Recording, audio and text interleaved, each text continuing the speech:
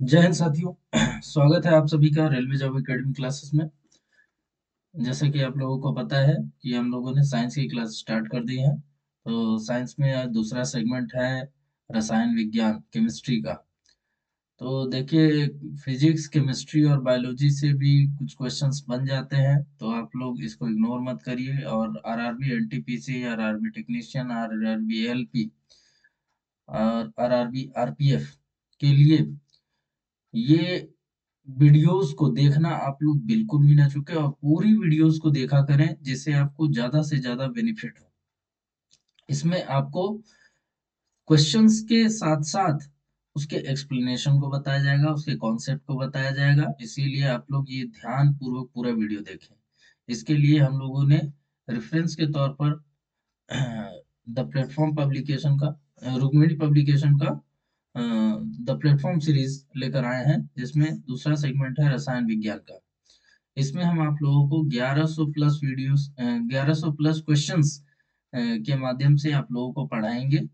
और इतने ही लगभग क्वेश्चन फिजिक्स में भी कराया जा रहा है। तो जो फिजिक्स के 2 लेक्चर्स अपलोड कर दिए गए हैं, जो लोग अभी तक फिजिक्स के वीडियोस नहीं देखे हैं वो लोग जाकर के चैनल पे फिजिक्स के वीडियोस देख सकते हैं। आप लोग प्लेलिस्ट में, प्लेलिस्ट आपके सामने देख लेंगे तो उसमें आएगा जो है RRB NTPC, RRB NTPC GS GK.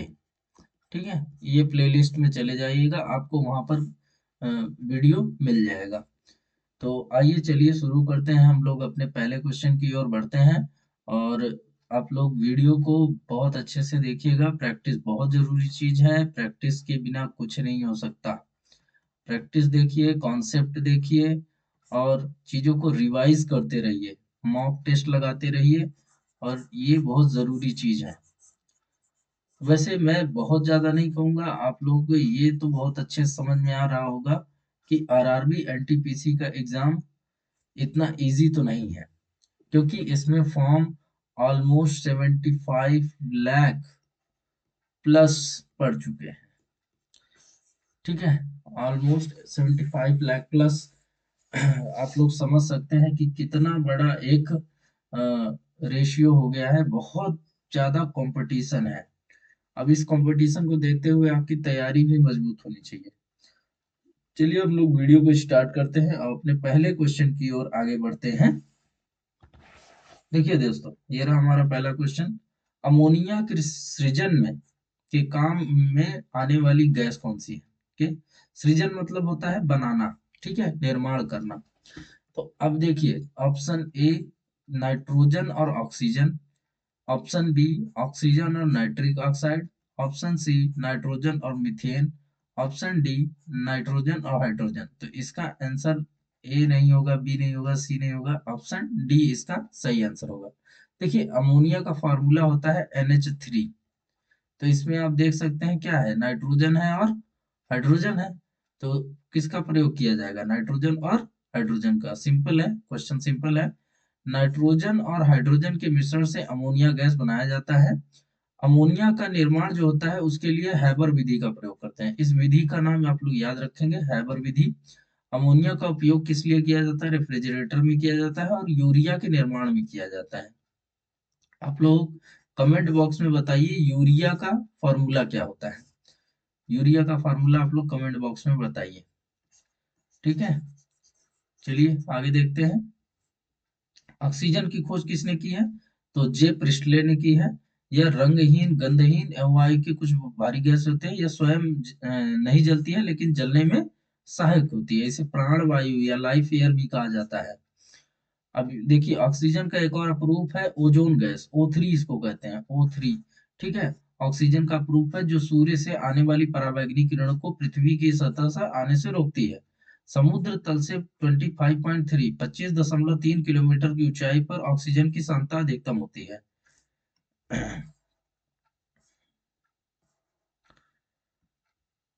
इसका उपयोग कृत्रिम रेशे बनाने में, कीटाणुनाशक के रूप में, खाद्य पदार्थों को सड़ने से बचाने के लिए प्रयोग किया जाता है। हाइड्रोजन को भविष्य का ईंधन कहा जाता है। अब ये हाइड्रोजन को भविष्य का ईंधन इसलिए कहा जाता है क्योंकि हाइड्रोजन में हमारे पास बहुत सारी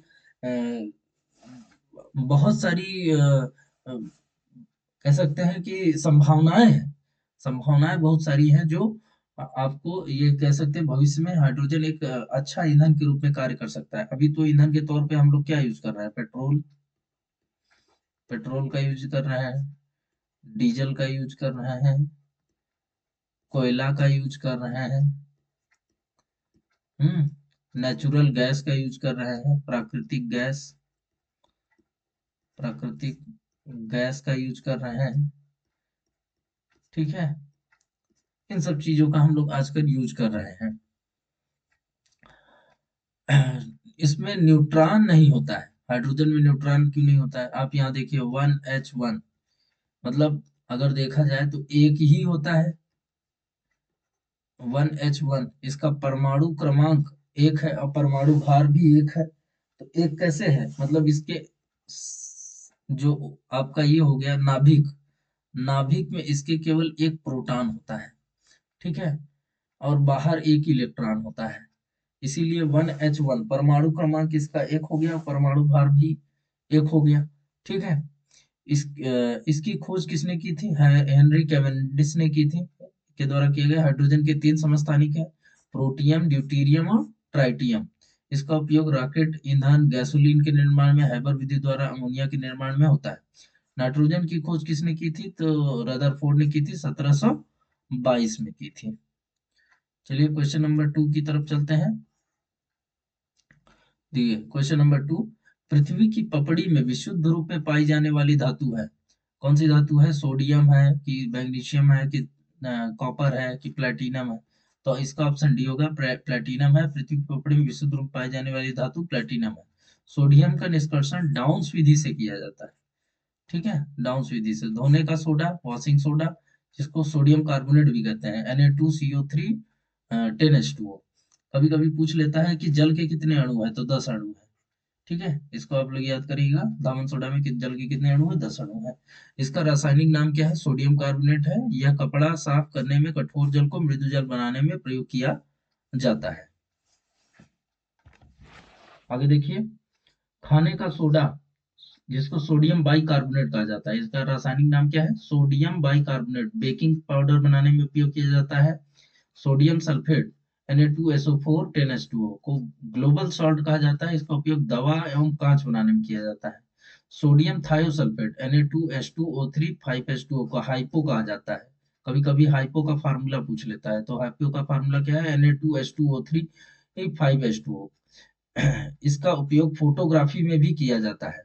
फोटोग्राफी में कैसे? जैसे फोटो वगैरह धो धो के नहीं निकालते, पहले के समय में रील आती थी, उसको फोटो को निकालने के लिए रील को उसमें जो है पानी में, जिस पानी में धोया जाता था वो सोडियम थायोसल्फेट का होता था। तांबे का निष्कर्षण मुख्यतः कॉपर पाइराइड से होता है। कॉपर पाइराइड का फॉर्मूला क्या है? CuFeS2, जिसमें Cu कॉपर है, Fe आयरन है और H2 सल्फर, ठीक है। कॉपर सल्फेट CuSO4 5H2O, इसे ब्लू वेट्रियोल कहा जाता है। मैग्नीशियम का निष्कर्षण कार्नेलाइट, कार्नेलाइट का फॉर्मूला क्या होता है? KCl MgCl2 6H2O एस से किया जाता है। इसका उपयोग फोटोग्राफी एवं आतिशबाजी में एवं मिश्र धातु के निर्माण में होता है। ड्यूरालुमिन मैग्नीशियम का मिश्र धातु है। इसका उपयोग हवाई जहाज के निर्माण तथा प्रेशर कुकर के निर्माण में भी किया जाता है। भूपर्वती में सबसे अधिक ऑक्सीजन है, 46.8%, ये भार के अनुसार बोल रहा है। दूसरे स्थान पर सिलिकॉन है 27.72%, और तीसरे स्थान पर एल्यूमिनियम है 8.3%। तो आप लोग क्रम जान लीजिए, क्रम को याद कर लीजिए, ठीक है, ये कभी कभी पूछ लेता है। चलिए क्वेश्चन नंबर 3 की तरफ चलते हैं। क्वेश्चन नंबर 3, थोड़ा सा इसको इरेज कर लेते हैं।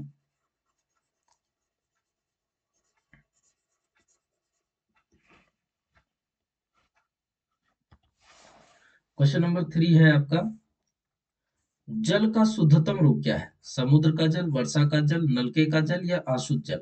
तो देखिए, ये आप लोग क्वेश्चन आप लोगों को पता होगा, इसका आंसर ये होता है वर्षा का जल। वर्षा के जल से ज्यादा शुद्ध कोई भी जल नहीं होता। जल जल का शुद्धतम रूप कौन सा है? वर्षा का जल। क्वेश्चन नंबर 4 देखते हैं, पैरासीटामोल क्या है? एक पीड़ाहार, एक प्रतिजैविक, एक सल्फर ड्रग है, पेट का अल्सर पेट का अल्सर बनाता है।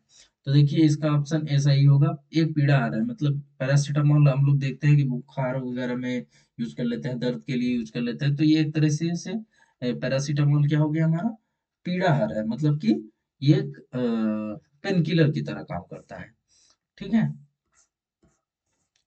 इसका एक्सप्लेनेशन देखते हैं। पैरासीटामोल एक पीड़ाहार है। सल्फा ड्रग्स, यह जीवाणुओं को नष्ट करता है। इसका निर्माण सल्फर एवं नाइट्रोजन से होता है। सल्फानिलमाइड, सल्फाडाइजीन, सल्फाथायोजोनम इत्यादि।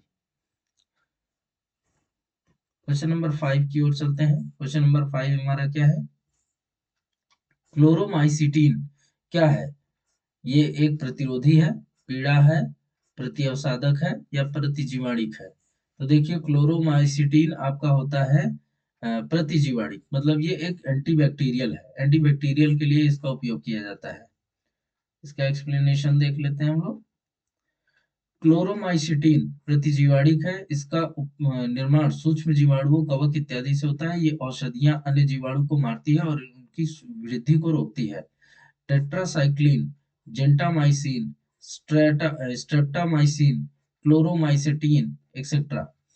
यह जी यह भी एंटीसेप्टिक क्या होता है, यह भी जीवाणु को नष्ट करता है, किंतु यह घाव भरने में सहायक होता है। जैसे ethyl iodide, phenol formaldehyde, hydrogen peroxide, ये आपके हो गए क्या एंटीसेप्टिक की तरह होते हैं। ठीक है, क्वेश्चन नंबर 6 हम लोग देखते हैं। वनस्पति घी के औद्योगिक उत्पादन की प्रक्रिया में शामिल है, क्या शामिल है? वियोजन, अपचयन, ऑक्सीकरण या आयनीकरण। ये आपका अपचयन होता है। एक्सप्लेनेशन पढ़ते हैं। वनस्पति घी के औद्योगिक उत्पादन की प्रक्रिया को अपचयन कहते हैं। इसमें प्रेरक के रूप में निकिल का प्रयोग होता है। बर्जीलियस के द्वारा उत्प्रेरक का खोज किया गया। उत्प्रेरक खोज किसने किया? बर्जीलियस ने किया। वैसी रासायनिक अभिक्रिया जिसमें किसी पदार्थ का ऑक्सीजन से संयोग होता है या हाइड्रोजन का निष्कासन होता है, या तो ऑक्सीजन से संयोग हो जाए या हाइड्रोजन निष्कासन हो जाए, या तो ये जुड़ जाए या तो ये घट जाए। ठीक है, या विद्युत ऋणात्मक तत्व से संयोग होता है, मतलब नेगेटिव से संयोग होता है, और पॉजिटिव या धनात्मक तत्व में कमी आ जाए, पॉजिटिविटी में कमी आ जाए, तो ये ऑक्सीकरण कहलाता है। तो ऑक्सीकरण की प्रक्रिया हो जाएगी। क्वेश्चन नंबर 7 देखते हैं। क्वेश्चन नंबर 7 हमारा है, रासायनिक रूप से गन्ने की शर्करा क्या है? लैक्टोज है, ग्लूकोज है, सुक्रोज है कि फ्रक्टोज है? तो ये ऑप्शन सी होगा, सुक्रोज है। रासायनिक रूप से गन्ने का रस सुक्रोज है। यह कार्बोहाइड्रेट के डाइसैकेराइड का प्रकार है जिसमें दो मोनोसैकेराइड के अणु मिलकर बनता है। जैसे सुक्रोज क्या होता है, ग्लूकोज प्लस फ्रक्टोज ये होता है। ये फार्मूला आप लोग याद रखेंगे, कभी कभी पूछ लेता है कि इसमें से निम्न से कौन सा सही है। तो सुक्रोज को क्या कहेंगे, ग्लूकोज प्लस फ्रक्टोज। ये चेंज कर देगा, यहाँ कर देगा ग्लूकोज, फिर यहाँ कर देगा सुक्रोज प्लस फ्रक्टोज, ऐसे कर देगा। तो ये फार्मूला याद रखिए, सुक्रोज होता है ग्लूकोज प्लस फ्रक्टोज होता है। क्वेश्चन नंबर 8 देखिए। क्वेश्चन नंबर 8 क्या है, ऑक्सीकरण वह प्रक्रिया है जिसमें इलेक्ट्रॉनों की हानि होती है, हाइड्रोजन का लाभ होता है, इलेक्ट्रॉनों का लाभ होता है, या इलेक्ट्रॉनों की संख्या में कोई बदलाव नहीं होता। देखिए इलेक्ट्रॉनों की हानि होती है। ठीक है, इसमें इलेक्ट्रॉनों की हानि होती है ऑक्सीकरण में। ऑक्सीकरण वह रासायनिक क्रिया जिसमें इलेक्ट्रॉन का त्याग होता है, इलेक्ट्रॉन इसमें त्याग होता है। तो जब जैसे हम इलेक्ट्रॉन अगर त्यागेंगे तो हमें क्या मिलेगा, पॉजिटिव वाला मिल जाएगा। ठीक है, तो हम पॉजिटिविटी बढ़ेगी, धनात्मकता बढ़ेगा, इलेक्ट्रॉन की हानि हो जाएगी ऑक्सीकरण की प्रक्रिया में। इसका अपोजिट अपचयन में हो जाता है। अपचयन में क्या होता है, धनात्मक त्यागते हैं और ऋणात्मक का लाभ हो जाता है। ठीक है, चलिए क्वेश्चन नंबर 9 की तरफ चलते हैं। क्वेश्चन नंबर 9 हमारा क्या है, हाइड्रोजन के कितने समस्थानिक है? तो भैया अभी ऊपर हमने पढ़ा था इसके कितने समस्थानिक है, 3 समस्थानिक है। क्या क्या नाम है, प्रोटियम, प्रोटियम, ड्यूटीरियम, ड्यूटीरियम, और तीसरा हो गया ट्राइटियम, ट्राइटियम। ठीक है, तो इसके 3 समस्थानिक हो गए। ये हो गया 1H1, ये हो गया 1H2, और ये हो जाएगा 1H3। ठीक है, ये परमाणु क्रमांक होता है, ये परमाणु भार होता है। ठीक है। हाइड्रोजन के समस्थानिकों की संख्या 3 है। हाइड्रोजन का समस्थानिक प्रोटियम है जिसमें न्यूट्रॉन नहीं होता है। ड्यूटेरियम हाइड्रोजन वह समझता है जो भारी जल का निर्माण करता है। D2O होता है, इसका अणु भार 20 होता है। तथा परमाणु रिएक्टर मंदक के रूप में इसका उपयोग होता है। यह न्यूट्रॉनों की गति को कम कर देता है। तो ये इंपॉर्टेंट है, ये पॉइंट इंपॉर्टेंट है। ट्राइटियम रेडियो सक्रिय तत्व जो हाइड्रोजन का समस्थानिक है, ये हाइड्रोजन का समस्थानिक हो गया। ठीक है, तो 3 समस्थानिक है हाइड्रोजन के आपके। ठीक है, ये रहा क्वेश्चन नंबर 10। श्वसन के लिए समुद्री गोताखोर निम्नलिखित मिश्रण का उपयोग करते हैं। किसका किसका? ऑक्सीजन तथा कार्बन डाइऑक्साइड। भाई ये तो हो ही नहीं सकता, कार्बन डाइऑक्साइड का प्रयोग क्यों करेंगे? हाइड्रोजन और ऑक्सीजन का, ऑक्सीजन और नाइट्रोजन का, या ऑक्सीजन और हीलियम का? तो देखिए इसका ऑप्शन डी सही होगा, ऑक्सीजन और हीलियम का प्रयोग करते हैं। क्वेश्चन कई बार पूछा जा चुका है। श्वसन के लिए समुद्री गोताखोर ऑक्सीजन और हीलियम का मिश्रण वायु का उपयोग करते हैं श्वसन करने के लिए। क्वेश्चन नंबर 11 की तरफ चलते हैं। क्वेश्चन नंबर 11 देखिए क्या है। किसी निश्चित तापमान पर संतृप्त विलयन कैसा होता है?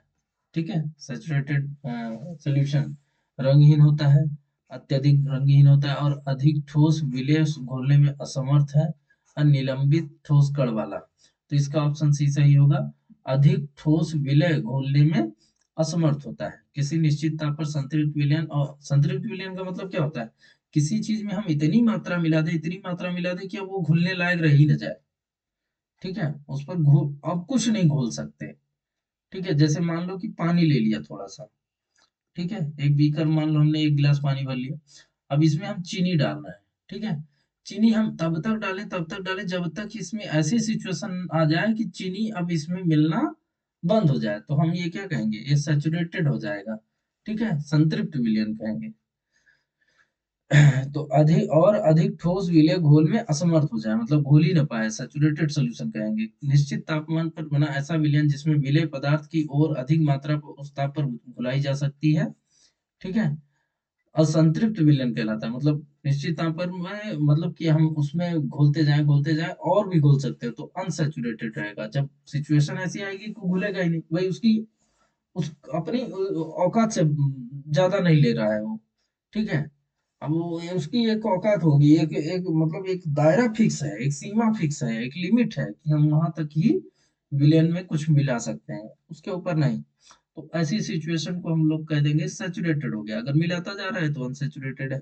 ऐसा संतृप्त विलयन जिसमें विलय की मात्रा उस विलयन को संतृप्त करने के लिए आवश्यक विलय की मात्रा से अधिक घुली हुई हो, अति संतृप्त विलयन सुपर सैचुरेटेड सॉल्यूशन कहा जाता है। मतलब अपने लिमिट से भी ज्यादा ये घोल ले रहा है, तो उस कंडीशन में इसको हम क्या कह देंगे? सुपर सैचुरेटेड कह देंगे। ठीक है, क्वेश्चन नंबर 12 की ओर हम लोग चलते हैं। क्वेश्चन नंबर 12 देखिए क्या है। लॉन्ड्री साबुन क्या है? लॉन्ड्री साबुन आप लोग समझ सकते हैं, जिसमें हम एक तरह से कह सकते हैं कि लॉन्ड्री वगैरह में यूज करते हैं। प्राकृतिक स्रोत के उच्चतर हाइयर वसा हम लोग के सोडियम लवणों का मिश्रण, सोडियम कार्बोनेट, सोडियम क्लोराइड, संश्लेषित सल्फोनिक अम्ल के सोडियम लवणों का मिश्रण। तो इसका ऑप्शन ए सही होगा। प्राकृतिक स्रोत के उच्चतर हाइयर, बहुत हाई फैट होते हैं। ठीक है, वसा अम्लों, अम्लों एसिडिक होता है, कि सोडियम लवणों का मिश्रण। ठीक है, लॉन्ड्री साबुन प्राकृतिक स्रोत के उच्चतर हाई वसा अम्लों के सोडियम लवणों का मिश्रण होता है। सोडियम क्लोराइड को साधारण लवण कॉमन सॉल्ट कहा जाता है। सोडियम क्लोराइड को बर्फ के साथ मिलाकर हिम मिश्रण फ्रीजिंग मिक्सर बनाया जाता है। समुद्री जल में कुल कुल घुलनशील ठोस का 75% सोडियम क्लोराइड होता है। मतलब अगर ठोस आपके पास है तो समुद्री लवण का, तो उसमें 75% क्या है? सोडियम क्लोराइड है। डिहाइड्रेशन में शरीर में सोडियम क्लोराइड कम हो जाता है। डिहाइड्रेशन में सोडियम क्लोराइड कम हो जाता है, इसीलिए आपको नमक खाने की सलाह दी जाती है डिहाइड्रेशन के टाइम। छोटे आकार के कणों के पदार्थ जो विलायक में अघुलनशील परंतु नग्न आंखों में दृश्य होते हैं, निलंबन सस्पेंशन कहलाते हैं। नदी का गंदा पानी, वायु में धुआं, ये सब सस्पेंशन कहे जाएंगे। ठीक है, क्वेश्चन नंबर 13 की ओर चलते हैं।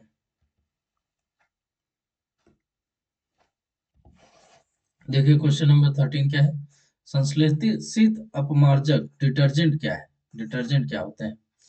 ये क्लास 10th में क्वेश्चन आप लोग देखने में, डिटर्जेंट चैप्टर ही उसमें जो है, वसा अम्लों के सोडियम लवण, क्या है वसा अम्लों सोडियम लवण, या सोडियम कार्बोनेट और सोडियम क्लोराइड के मिश्रण, हाइड्रोक्लोरिक अम्ल के कैल्शियम लवण, या एरोमेटिक तथा एलिफेटिक सल्फोनिक अम्लों के सोडियम लवण के मिश्रण। तो ऑप्शन डी इसका सही होगा, एरोमेटिक तथा एलिफेटिक सल्फोनिक अम्लों के सोडियम लवण मिश्रण। ठीक है, चलिए इसका एक्सप्लेनेशन में आप लोग दिखा देता हूँ। संश्लेषित अपमार्जक डिटर्जेंट एरोमेटिक तथा एलिफेटिक सल्फोनिक अम्ल सोडियम लवण का मिश्रण होता है, इसे साबुन रहित साबुन कहा जाता है। ठीक है, साबुन रहित साबुन कहा जाता है। अपमार्जक कठोर जल के साथ ही तभी झाग उत्पन्न करता है। अपमार्जक क्या करता है, डिटर्जेंट जो होता है कठोर जल है तो वो भी झाग उत्पन्न करेगा। साबुन की अपेक्षा अपमार्जक में आर्द्रता गुण अधिक होता है।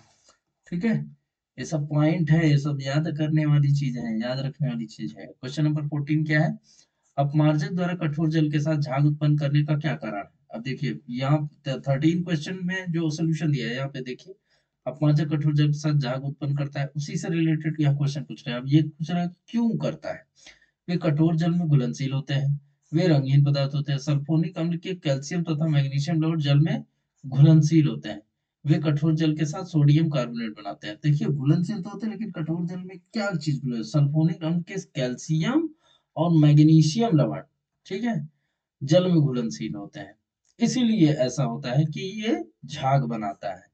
ठीक है, अपमार्जक कठोर जल के साथ झाग उत्पन्न करता है क्योंकि इसमें सल्फोनिक अम्ल के कैल्शियम तथा मैग्नीशियम लवण जल में घुलनशील होते हैं। कठोर जल में उपस्थित कैल्शियम Ca2+ मैग्नीशियम Mg2+ आयनों के साथ कोई अवक्षेप नहीं बनाते, इस चीज के कारण खूब झाग देता है। ठीक है, अवक्षेप नहीं बनाते तो अवक्षेप नहीं बनाते तो झाग खूब देता है। नहीं तो कुछ इस तरीके का बन जाएगा सोल्यूशन की झाग ही नहीं देगा।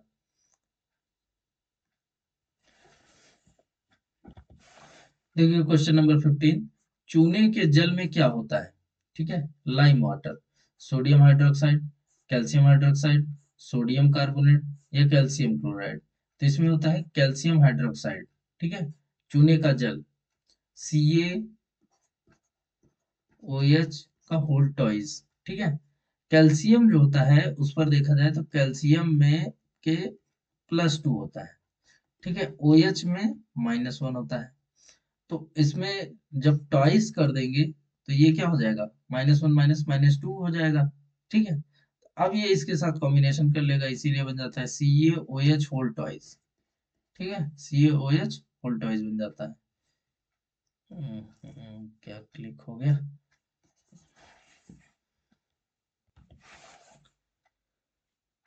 सोडियम हाइड्रोक्साइड को कास्टिक सोडा या दाहक सोडा भी कहा जाता है। इसका उपयोग साबुन बनाने में, रंग बनाने में आदि में होता है। क्वेश्चन नंबर 16 क्या है, वायु के नमूने में क्या होता है, केवल ऑक्सीजन होता है, केवल ऑक्सीजन और नाइट्रोजन गैस होता है, केवल कार्बन डाइऑक्साइड गैस होता है।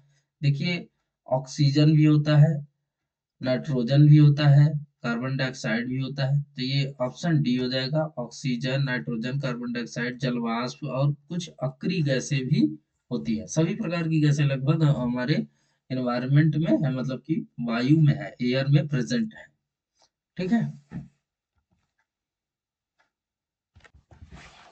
चलिए देखिए क्वेश्चन नंबर 17, वायु में विभिन्न गैसों का अनुपात क्या है।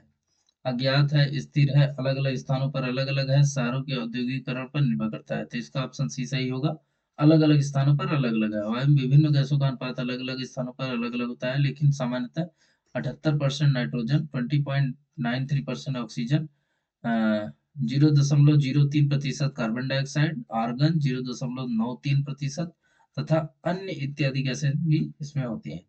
खाद्य तेलों को वनस्पति घी में किस प्रक्रम द्वारा बदला जाता है। तो देखिए ऑप्शन ए है हाइड्रोजनीकरण, ऑप्शन बी आसवन, ऑप्शन सी ऑक्सीकरण, ऑप्शन डी क्रिस्टलन। तो इसका आंसर होगा ऑप्शन ए हाइड्रोजनीकरण। देखिए ऑप्शन ए सही है, हाइड्रोजनीकरण प्रक्रिया द्वारा खाद्य तेलों की को वनस्पति घी के रूप में बदला जाता है।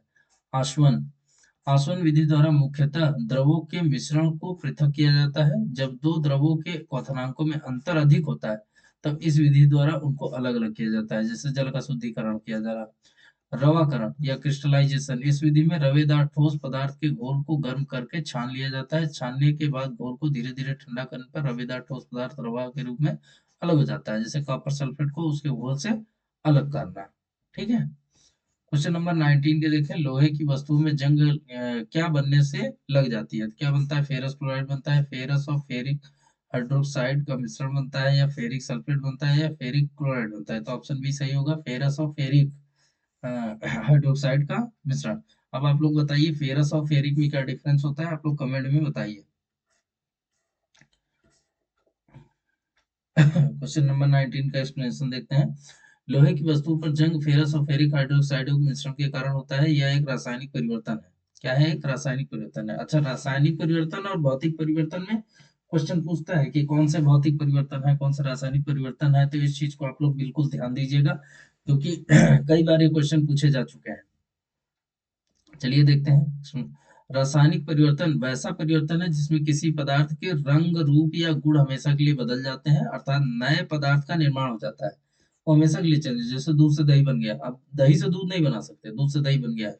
मोमबत्ती का जलना, मोमबत्ती जल गई, खत्म। लोहे में जंग लग जाना, ठीक है, उस सिचुएशन में वो पूरा पूरा परमानेंटली चेंजेस हो जाता है। लोहे में जंग लगना ऑक्सीकरण की क्रिया है। जंग का सामान्य सूत्र Fe2O3 x H2O, x अणुओं की संख्या है, x डिपेंड करता है कि कितने हो सकते हैं, वो चेक करने से पता चलेगा। लोहे में जंग लगने से इसका वजन, वेट बढ़ जाता है। ये भी क्वेश्चन पूछा हुआ है कि लोहे में अगर जंग लग जाए तो वेट बढ़ेगा घटेगा?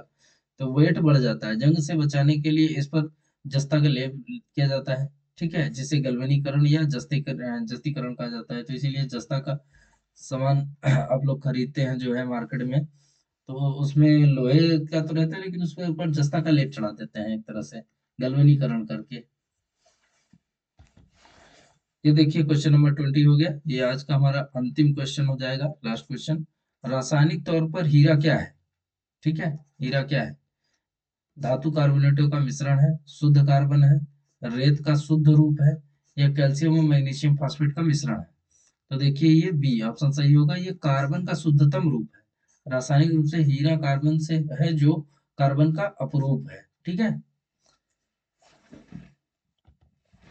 ये क्वेश्चन आप लोगों के लिए है। क्वेश्चन नंबर 21, वायु में नाइट्रोजन का क्या महत्व है?